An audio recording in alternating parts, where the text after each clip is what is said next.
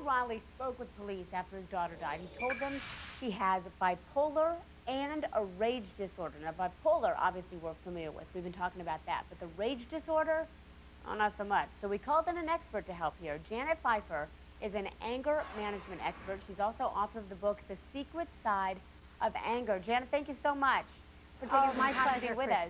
You know, I have to tell you, we hear rage disorder. I think we can kind of discern what that is, but it almost sounds like a cop-out for somebody who just can't control their anger. I mean, is this a legitimate medical condition?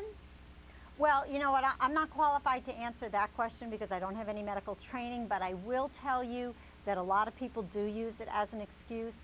Anger and rage very often are learned behaviors. So in this case, I don't know if Michael Riley grew up in an environment where he was taught to manage his anger in that respect. But a lot of times this is a learned behavior. And for those where they haven't learned it as a child, it becomes a way of dealing with stresses in their life.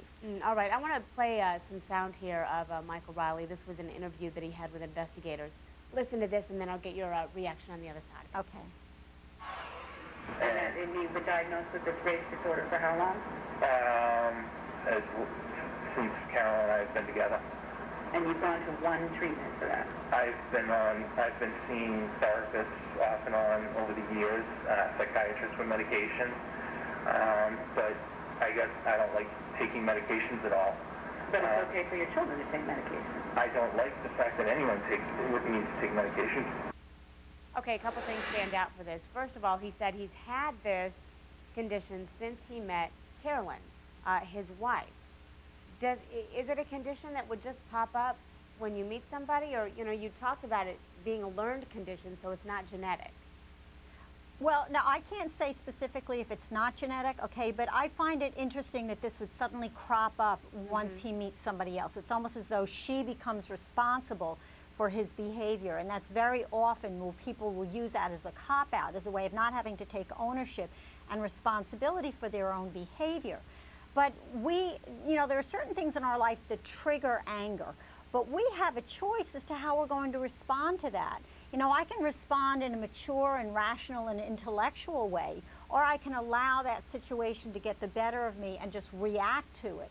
And very often what I find when I'm dealing with people who have issues of anger and rage is that they react to the situation rather than take a moment, give themselves time to calm down, think the situation through clearly, and come up with a plan of action. What is the best way for me to handle this situation? What is the best response that I can offer? Well, he talked about, too, that he was on medication to try to treat this. Is there medication that remedies the problem? You know, again, you know, not having a medical background, I can't really answer that question. I'm not really fond of medications because what I find is that they simply mask the symptoms. Okay. When I'm dealing with a client, I get to the root of anger, and what I would like people to understand is that anger itself really isn't even the issue. Anger comes from a root cause, and the three causes of anger are hurt, fear, and frustration.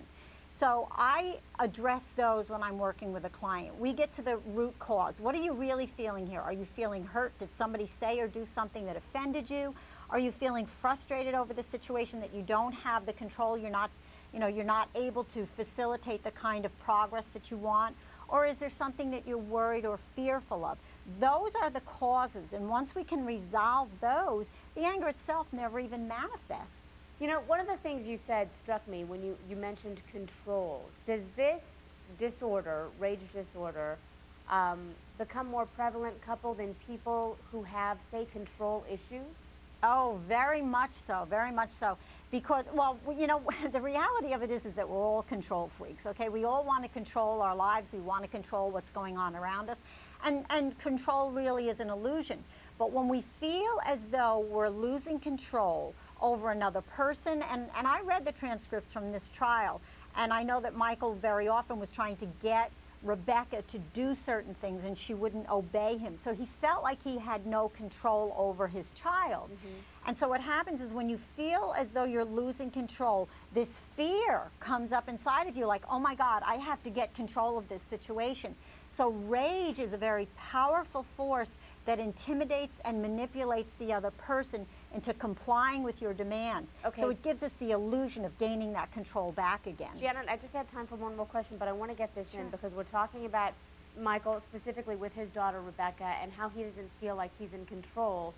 But I'm wondering, does this rage disorder that he claims he has, does that keep him, I mean, at the end of the day, he's still a father, and I'm sure that he loves his daughter. I think every father loves their daughter, but does it block any sort of empathy or ability to show love?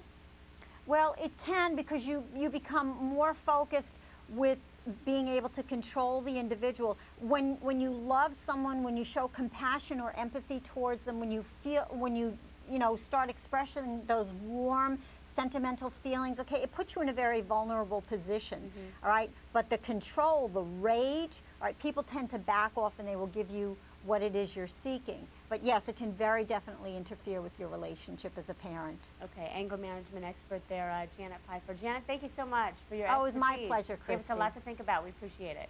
Thank you so much.